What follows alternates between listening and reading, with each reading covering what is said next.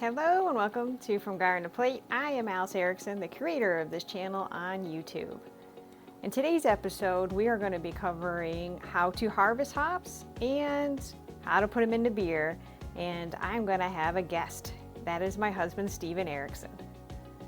The whole point of my channel is to inspire you to organic garden and to become a house chef. If that interests you, please like and subscribe.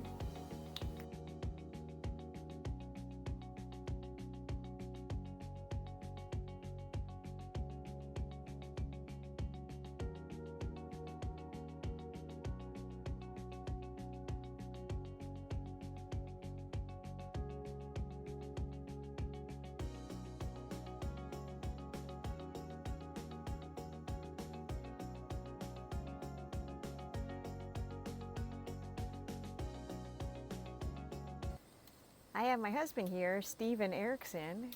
We are harvesting a Cascade vine. Steve, when do we harvest? How do you know?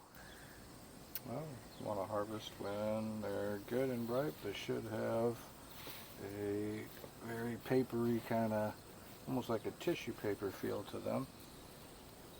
When you squish it, it should bounce right back. But then you can really tell when you tear one in half, and you can see, I'm not sure if you can see that, but What is all that yellow stuff inside called? it's called lupulin, and that's where all the aroma of the hop is. So these are Cascades, so they're piney and grapefruity. Very nice. So we're going to take all the big ones out here and the ones that are ready, and then we're going to dehydrate them, like on an herb setting about 95 degrees.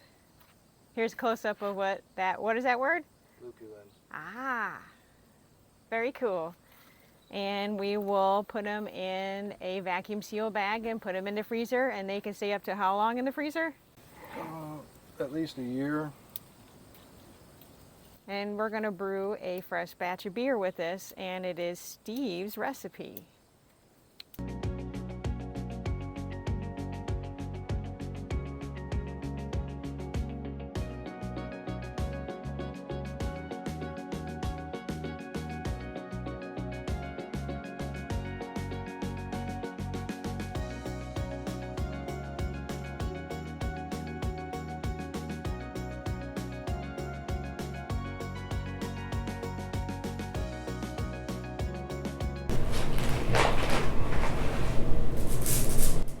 So what do you got there? What's those types of hops? Cascade hops that we grew in our own garden.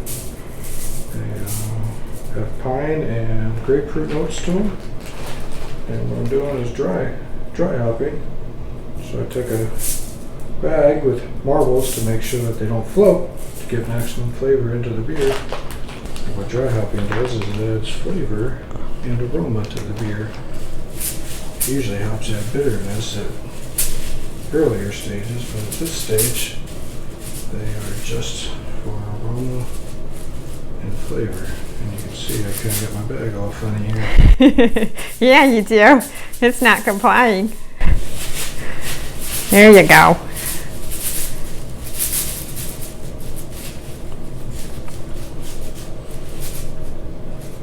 So tie it at the top. How long do you let the hops sit into the beer after it's already been fermented? 3 to 4 days is all you need. And we take and we drop them right down in the bottom of our carboy. I got a special one with a wide mouth opening, makes it easy to dry up. And put your hands in there too. That's why it's nice. And there we go. Now we're ready to Transfer. transfer our beer. And what is that? Is that your recipe? This is my own recipe, very similar to a Sierra Nevada Pale Ale. Did you use American yeast? Yeah, I use the Chico strain, which is the Sierra Nevada strain. 2-row malt and 1 pound of Crystal 40. And malt is what gives the beer sugar, right? That way the yeast can eat it and create alcohol. It also adds flavor, right? That's right. Very neat. Thank you, Steve.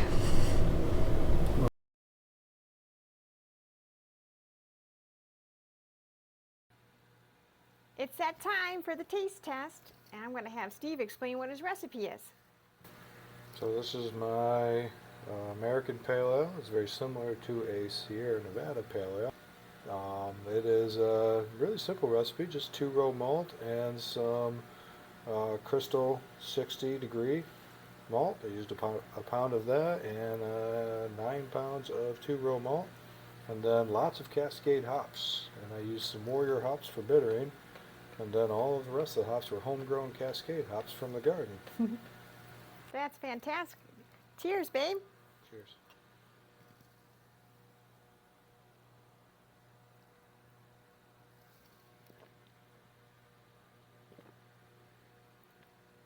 The bitterness is very delightful.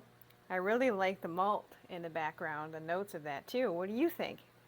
Oh, it came out great. It's got lots of hop aroma and hop flavor on the finish, and yet you can still taste the malt background, and the caramel comes through quite nice from the Crystal 60.